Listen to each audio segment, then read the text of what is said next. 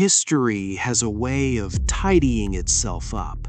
It likes a clean narrative, a beginning, a middle, and a dignified end. We are taught that empires crumble slowly. They decay over centuries, eroded by the persistent tides of corruption or the slow rot of neglected borders. But once, there was an exception. An empire so vast it dictated the price of gold from Rome to Byzantium. A civilization so advanced they were carving skyscrapers out of solid granite while the rest of the world lived in timber and mud. They were the Axumites. To the ancient world, they were giants. To the modern world, they are a ghost story.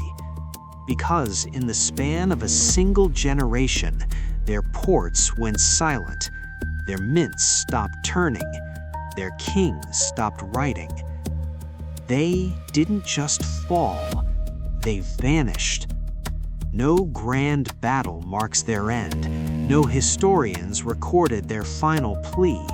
They simply stepped out of the light and into a silence that has lasted 1,500 years. To understand the disappearance, we must first look at the height. Imagine the year 300 AD. If you were a merchant in the Roman Forum or a trader in the Han Dynasty of China, you knew the name Axum. It sat at the throat of the Red Sea, a choke point that controlled the flow of silk, spices, and ivory between the Mediterranean and the Indian Ocean. Their capital was a forest of stone. They erected stelae, massive single-piece granite obelisks standing 70 feet tall. These weren't just monuments, they were architectural miracles. No mortar, no bricks, just pure mathematical precision carved from the earth itself. Their kings were the first in Africa to mint their own gold coins, a declaration of absolute sovereignty. On these coins, the king of Axum was titled the King of Kings.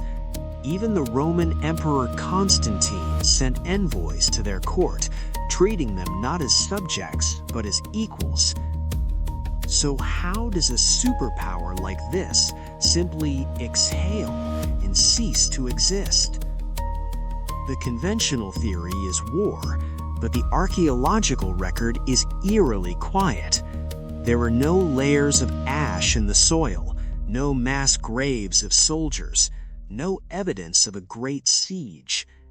Instead, we find something far more unsettling. We find abandonment. The great stone palaces weren't burned down, they were simply left behind. The coins stopped being minted, not because the gold ran out, but because the world outside stopped coming to the door. It's as if a great curtain was pulled across the Ethiopian highlands. One day, Axum was the center of the world. The next, it was a memory. What did they know that we don't? What were they running from? To find the killer of an empire, you don't always look for blood. Sometimes you look at the dirt. For centuries, the Ethiopian highlands were a paradise, thick forests, rich volcanic soil, and a climate that felt like a permanent spring. But empires have an appetite. To build those massive stone obelisks, to fuel the furnaces for their gold, and to feed a population of hundreds of thousands, the Aksumites began to strip the land. Trees fell by the millions, and when the trees disappeared, the soil followed. Scientists looking at core samples today see a terrifying story written in the mud. A sudden, catastrophic erosion. The life was being sucked out of the earth. Imagine being a citizen in the year 600. The rains still come, but the crops don't grow. The gold is still in the vault, but you cannot eat gold. The empire wasn't invaded by a foreign king, it was being betrayed by the very ground it stood upon. But there is another layer to this disappearance, a spiritual one. Axum wasn't just a trade hub, it was, and remains, one of the most sacred places on the planet. According to the Kebra Nagast, the ancient holy book of Ethiopia, the Aksumite kings held a secret that made them untouchable. They claimed to possess the Ark of the Covenant, not a replica, not a symbol, the actual chest that held the stone tablets of Moses. They believed their empire existed only because God lived in a tent in their capital. It gave them a sense of divine invincibility. But what happens to a divine empire when the trade routes fail? When the plague, the first recorded bubonic plague in history, begins to sweep through the streets? The people didn't just see a failing economy, they saw a God who had turned his back on them. The psychological collapse was perhaps faster than the physical one. And so the retreat began. But they didn't flee to another country, they fled inward. The ports on the Red Sea, the lungs of the empire, were abandoned to the rising tide of the Arab caliphates. The Axumites retreated into the impenetrable mountains, burning the bridges behind them.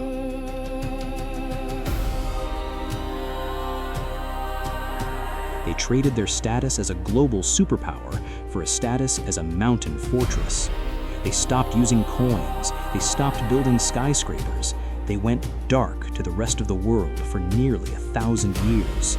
When European explorers finally reached the highlands centuries later, they found a civilization that looked like it had been frozen in time, a ghost of a world that once was. Every tragedy needs a face. For the Aksumite Empire, that face belongs to a woman whose name is still whispered with a mix of fear and loathing in the highlands of Ethiopia. They call her Gudit, the fire, the destroyer.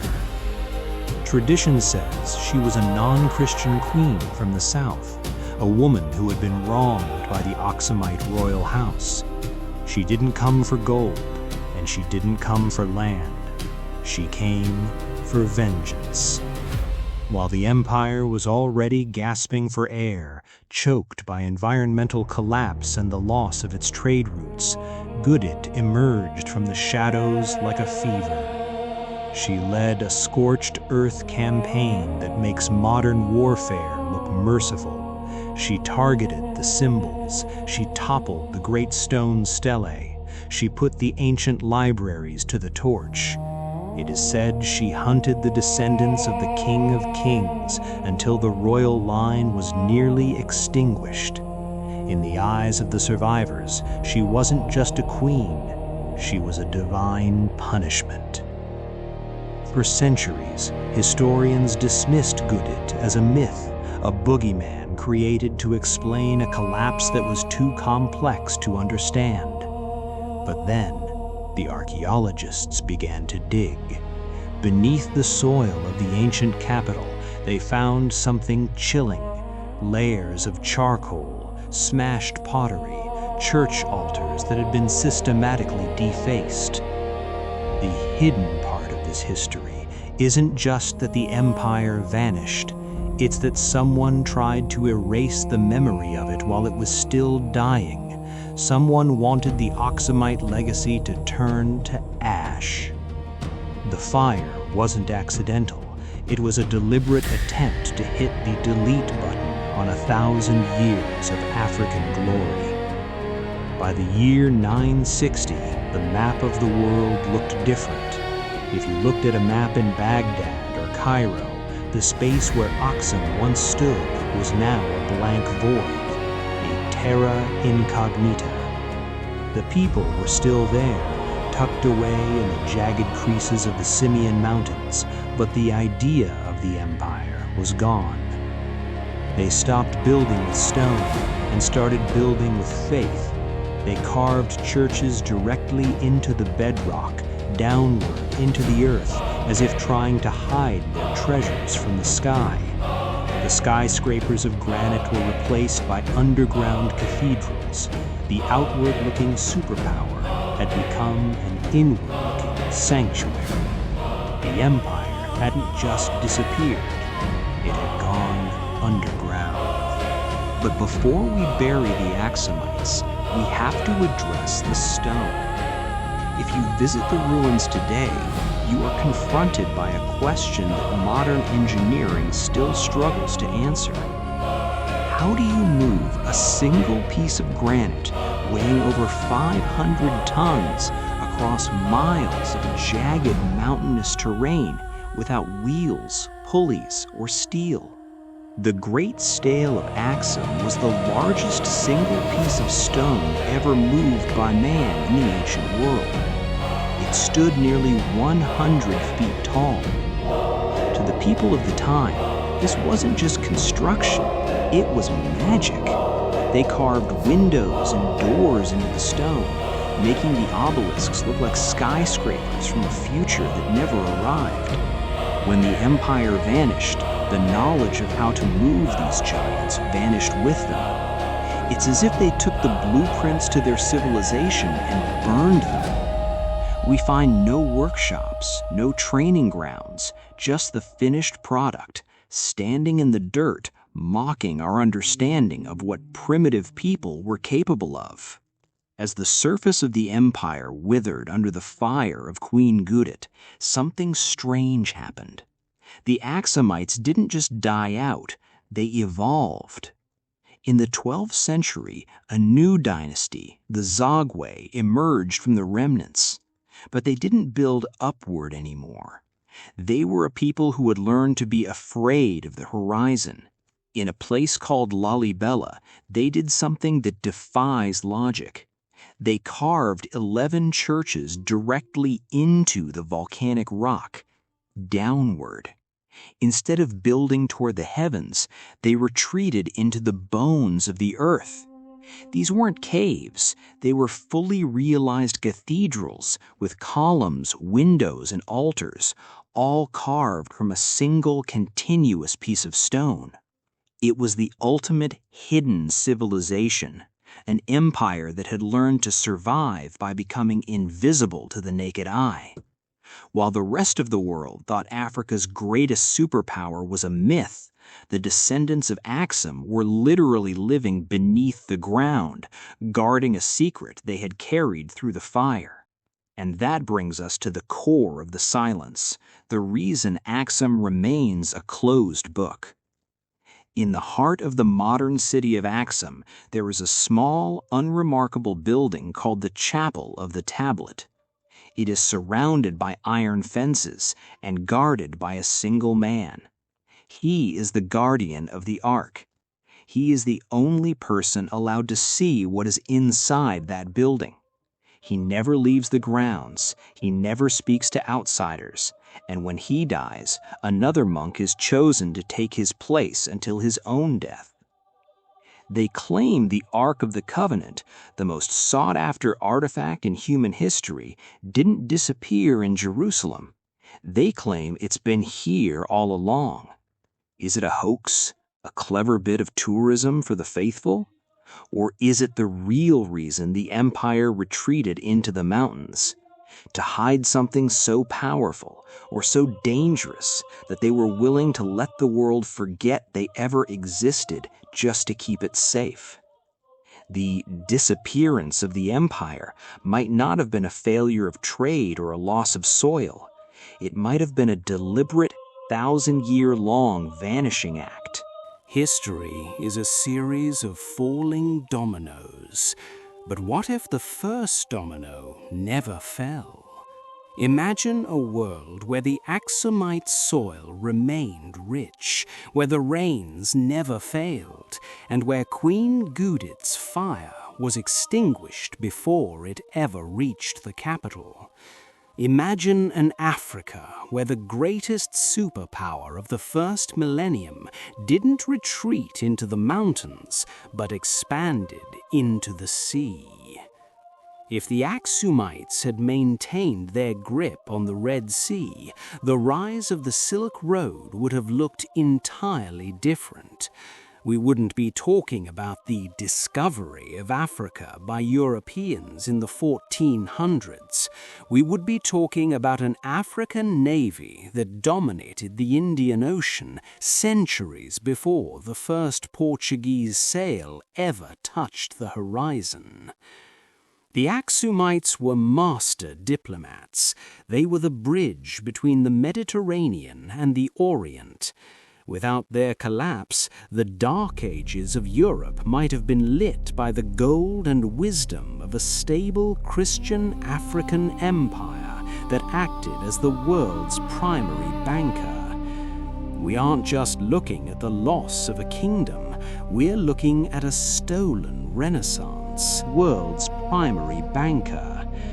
We aren't just looking at the loss of a kingdom, we're looking at a stolen renaissance. But the most profound change would have been spiritual. Axum was the southern anchor of the Christian world. Had they remained a global power, the spread of Islam across North Africa and the Middle East would have met a massive, organized and wealthy resistance from the south. The Crusades might never have happened. The map of the modern Middle East might be written in Ge'ez, the sacred script of Axum, rather than Arabic or Latin. And what of the Ark? If the empire hadn't gone dark, would the world's most sacred relic be sitting in a high-security museum in London or Paris today? Or would Axum be the Vatican of the East, a city-state so powerful that it dictated the morality of the modern world? By disappearing, Axum left a vacuum, and into that vacuum stepped the versions of history we were taught in school. We think of their collapse as a tragedy for Ethiopia, but in reality, it was a pivot point for the entire human race. We are living in the B side of history, the A side, where the King of Kings still sits on a throne of granite, is a ghost that haunts every ruin we find in the sand. We like to think that we are different from the Axumites. We have satellites, the internet, and a global economy that seems too large to ever truly fail. But the lesson of the Ethiopian highlands is a humbling one. It tells us that power is a fragile thing. It tells us that an empire can be at its absolute peak, wealthy, literate, and divine, and still be only a few decades away from total silence. The Axumites didn't think they were disappearing. They thought they were adapting. They thought that by retreating into the mountains, they were saving the core of who they were. And in a way, they were right. Their language still lives in the liturgy of the church. Their blood still flows in the people of the highlands. Their skyscrapers still stand, even if they are now just markers for the dead. History isn't just a record of what happened, it's a warning of what can happen again. Today we walk through the ruins of Axum and we see a mirror.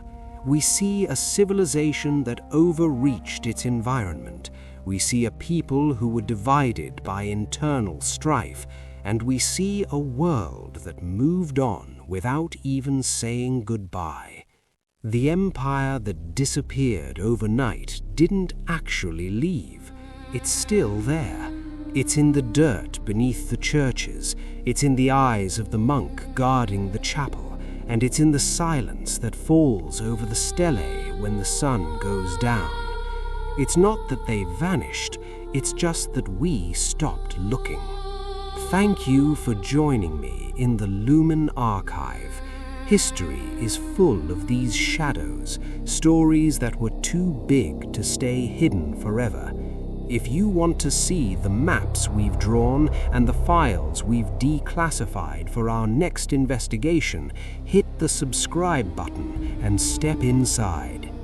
You found your way this far into the archive. Don't turn back now. There is more to this story than the history books dare to print. If you wish to remain here in the quiet corners of the truth, ensure you've joined our circle by subscribing. Lean in. The next chapter is where the shadows truly begin to move.